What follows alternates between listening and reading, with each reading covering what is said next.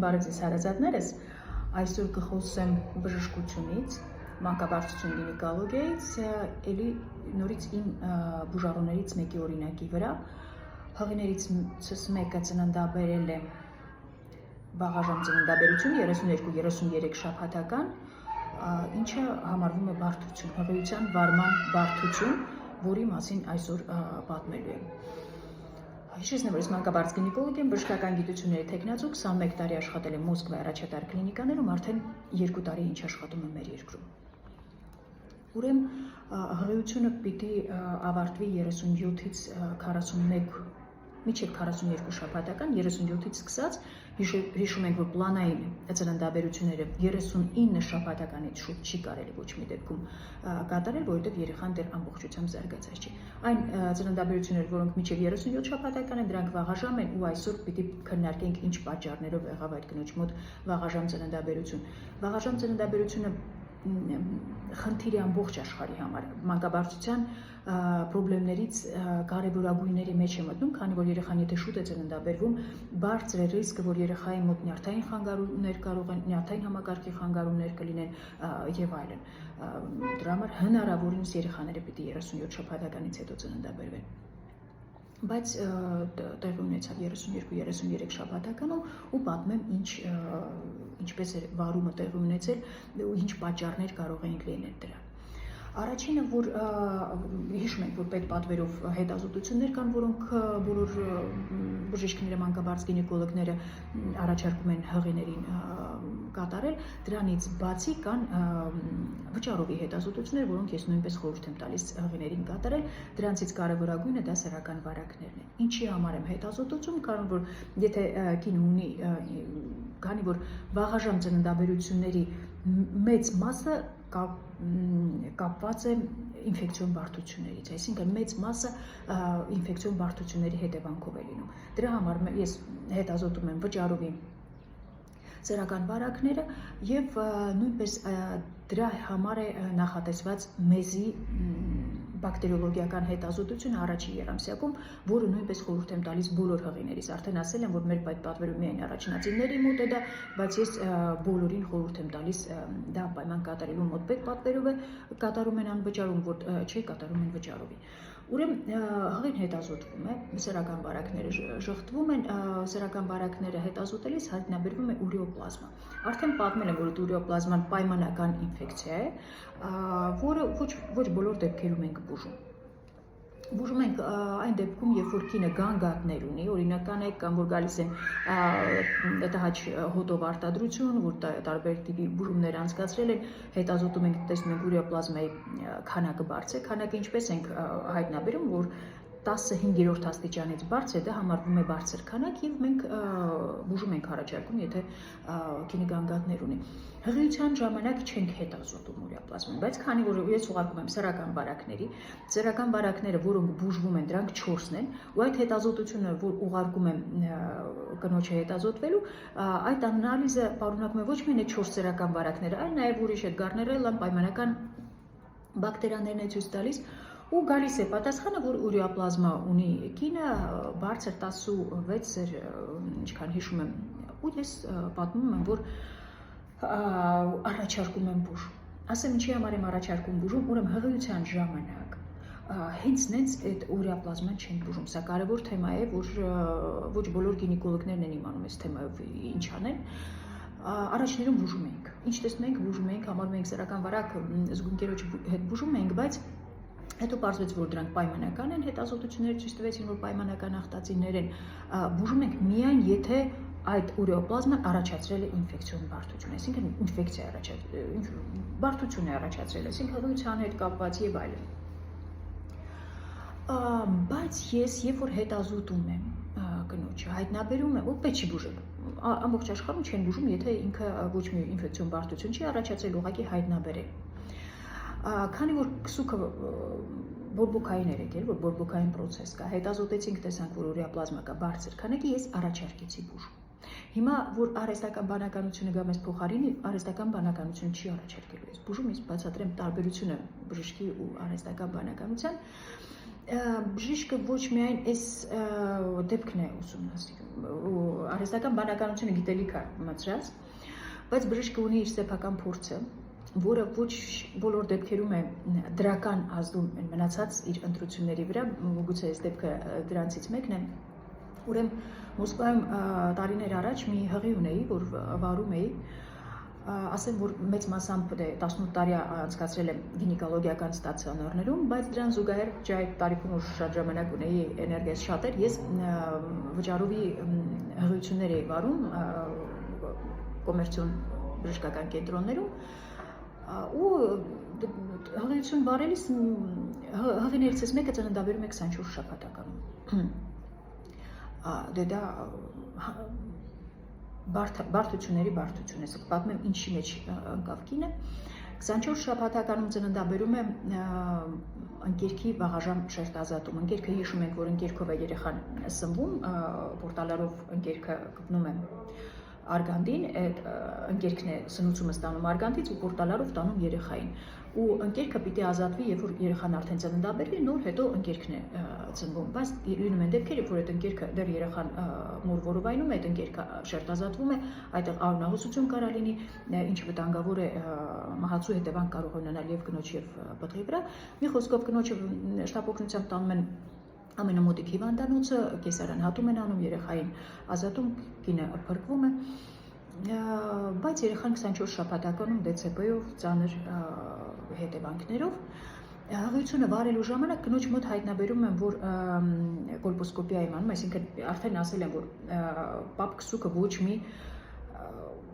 ոչ մի երկրում չի մտնում հղիության վարելու ծրագրի մեջ, համարվում է, որ դու դա պիտի աներ միջև հղիություն, այսինքն 3 տարի մեկ բոլոր կանայք պիտի պապ-քսուկ վերցնեն, կին եկել է իմ մոտ հաշվառման, ես տեսել եմ, որ պապ-քսուկ չունի, հղիության առաջի երամսյակում ես իրեն արդեն ասել եմ 12 շաբաթ, 13-14 շաբաթվա վերջում մենք պիտի կնոջը ասենք դու կարալու ես այս հղիությունը վարել,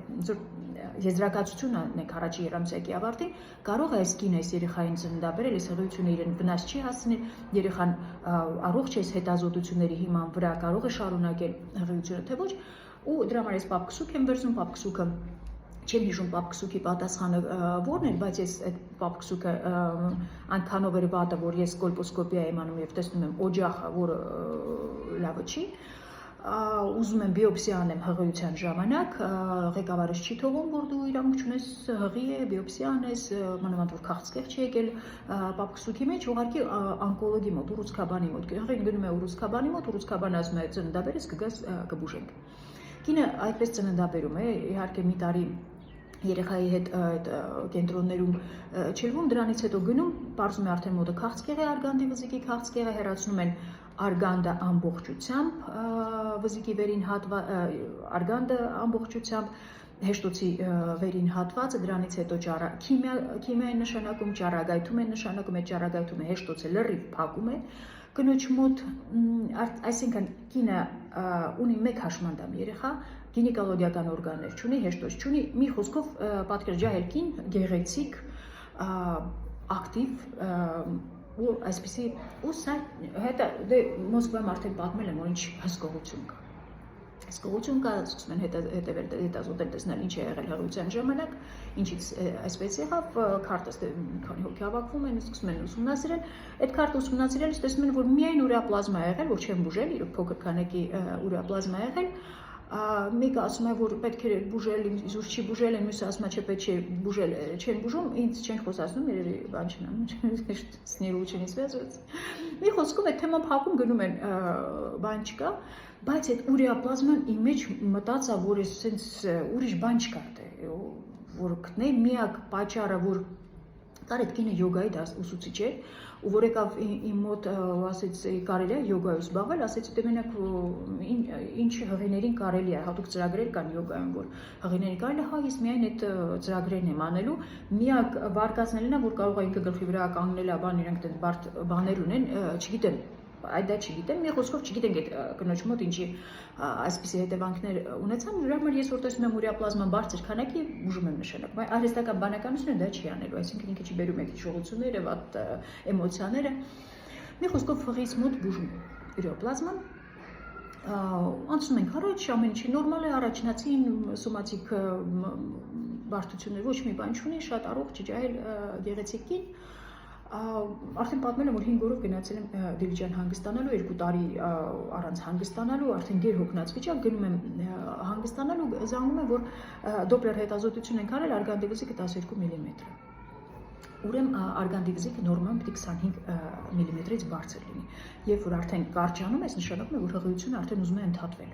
28-29 շաբաթականում է։ Հիմա դոպլերին անդրադառնամ, այս էլ է շատ հետաքրքիր թեմա։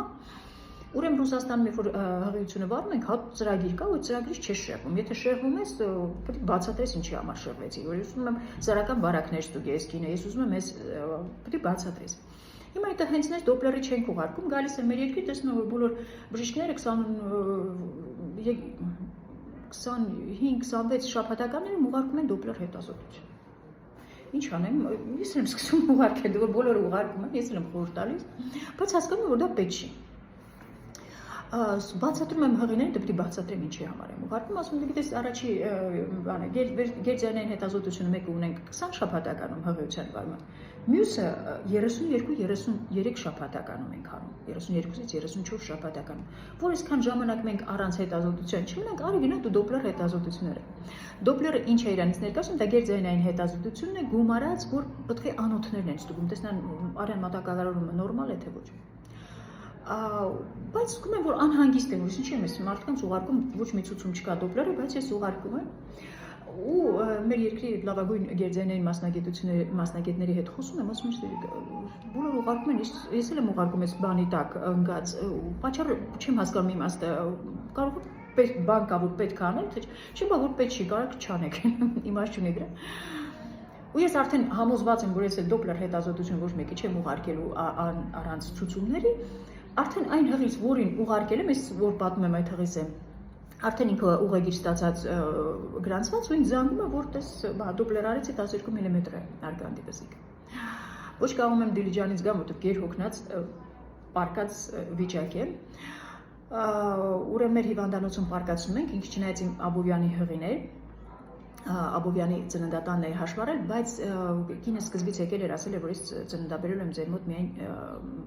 Երևանում, ասել է, բայց դու Երևանից ու ամեն օր չես գալու, 9 ամիս չես գալու Երևան, արի Աբովյանում քեզ հաշվառենք։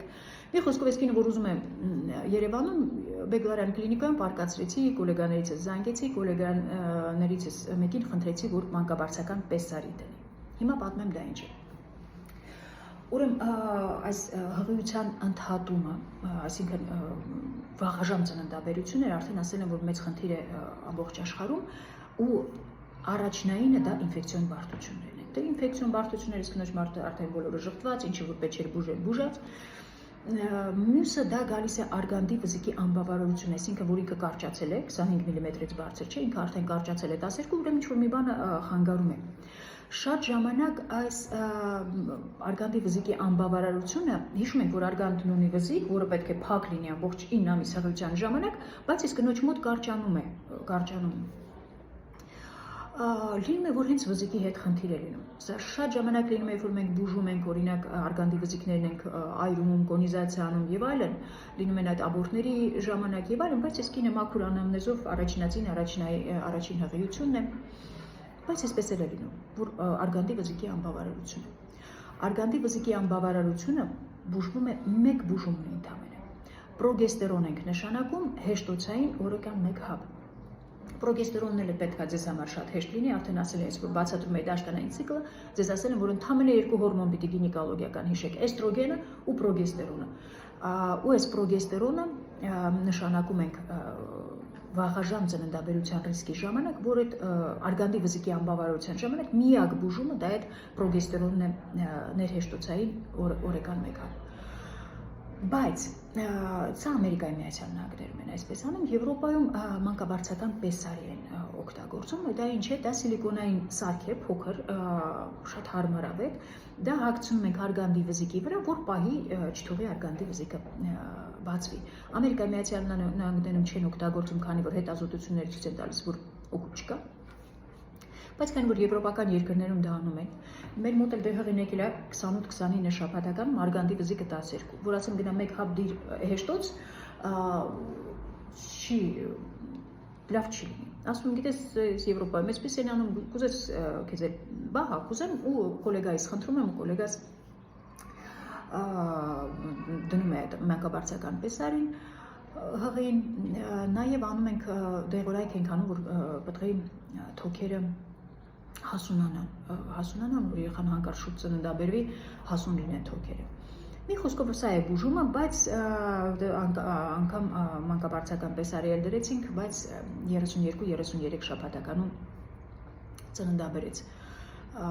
Արդեն 8 սանտիմետր բացումով մտել էր հիվանդանոց, ժամը 8-ին մտել էր 8:40 արդեն ծննդաբերեց։ Սա էր ամբողջը, ուշադիր լինենք, հետևենք, մի հատ տեսնեմ բան չեմ մոռացել, պեսարի մասին, անբավարարություն, բարձր բոլորը ասեցին, այսքան այսօր, մեծ հույսերով կհանդիպենք նորից, բարի օր բոլորիդ։